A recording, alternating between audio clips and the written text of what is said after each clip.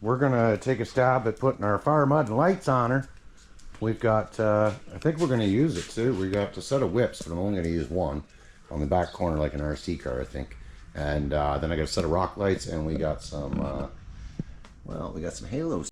You guys have seen an awful lot of installs of lights over the years, so I'm probably gonna spare you a lot of and we're going to strip this down. However, I will show you where we tucked everything and how we routed everything. Yeah, huge shout out to Far Money. We got a good care package here. Awesome. I think this thing's going to look killer rocking some amber light. Basically, we take off our seat. Jake will pull that side panel. I'll pull this side panel with a clip and a pull popping out. You press those in and then you pull up on it.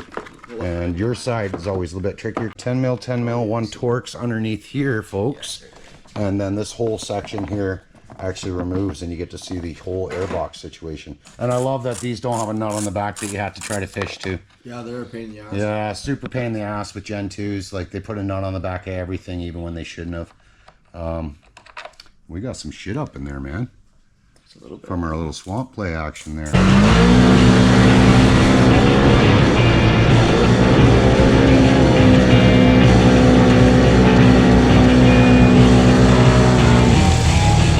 I also found last time I was out there wasn't a lot of pressure on this, so I'm gonna have to bend this.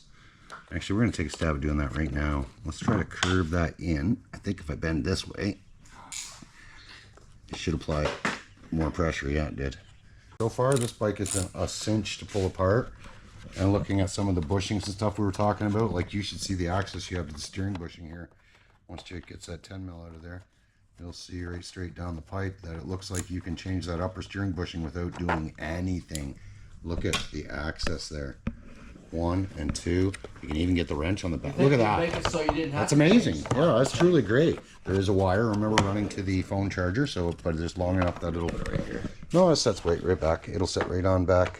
Just have to pull that little and tie in straight down. Wow, feel the heat coming up out of there, Jake.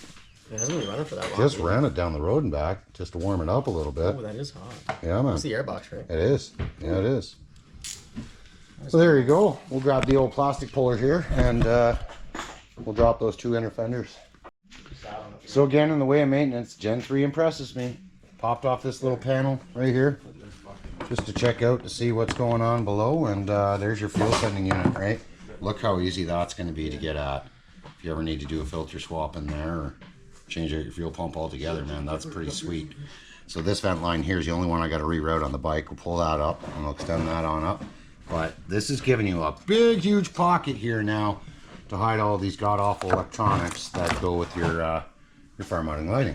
So, kick ass. And you can see right here is my 2 halo wires, and they're running straight back up there, as tight as possible. We really didn't have a lot of line.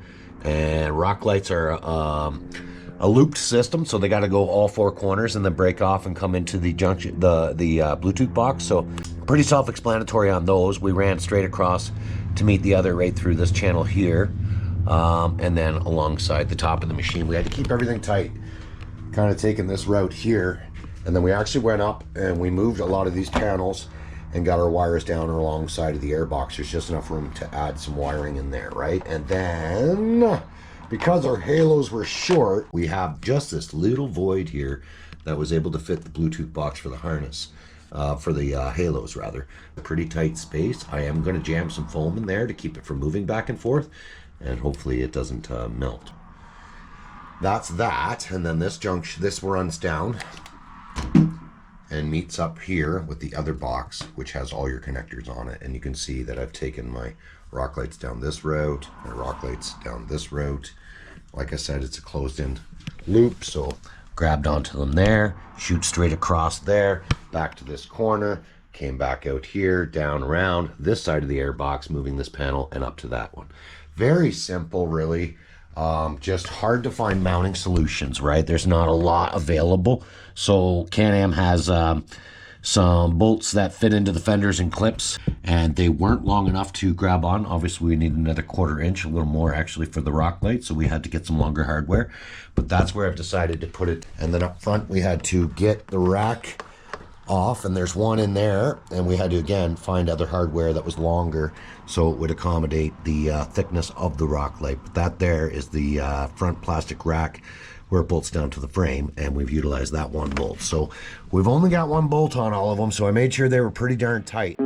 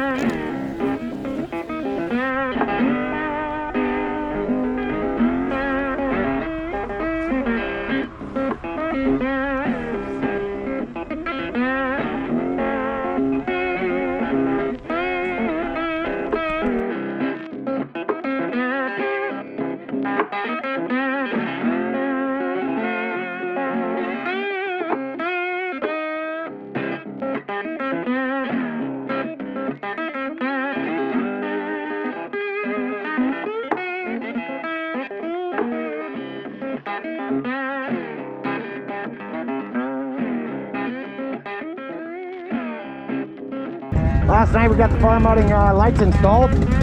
Rocklight, got a whip, and some halos on the front, and she's looking rather dope. Going with the amber, man. Why wouldn't you, right? God, it's so comfy. Quick too. Super quick.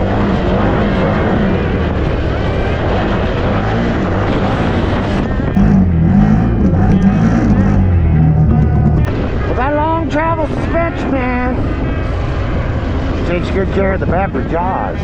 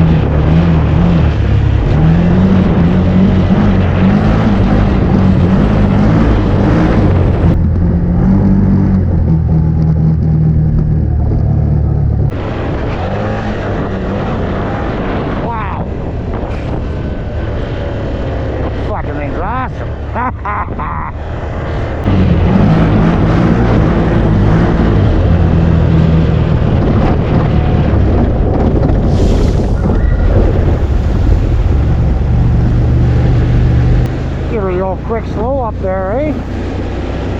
Hell yeah, we did.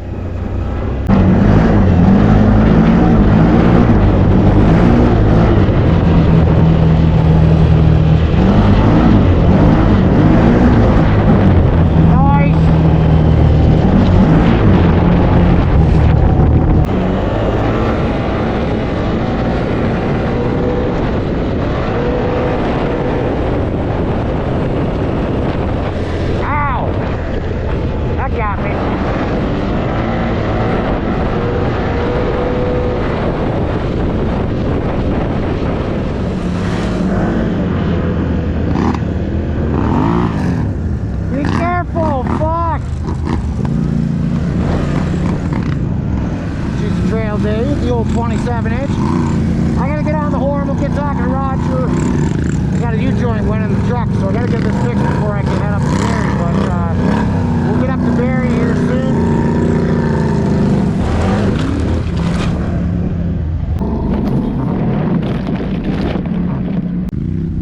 That's a mud bike. Mud.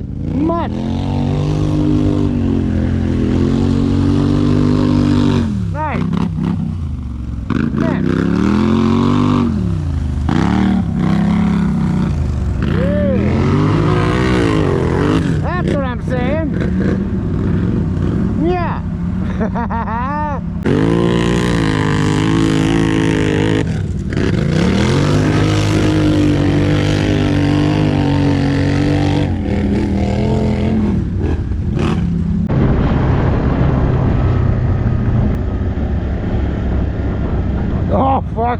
You got a sender.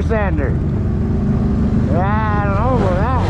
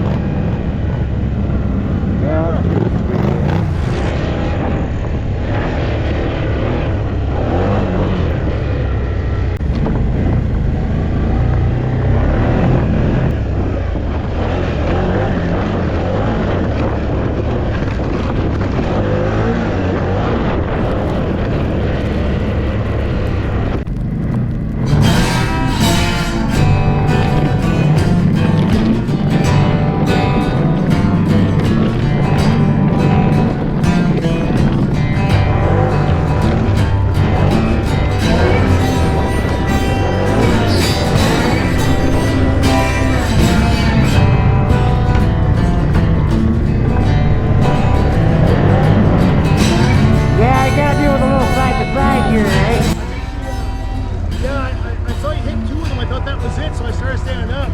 So the third one was the best one, though. I got a bit of it.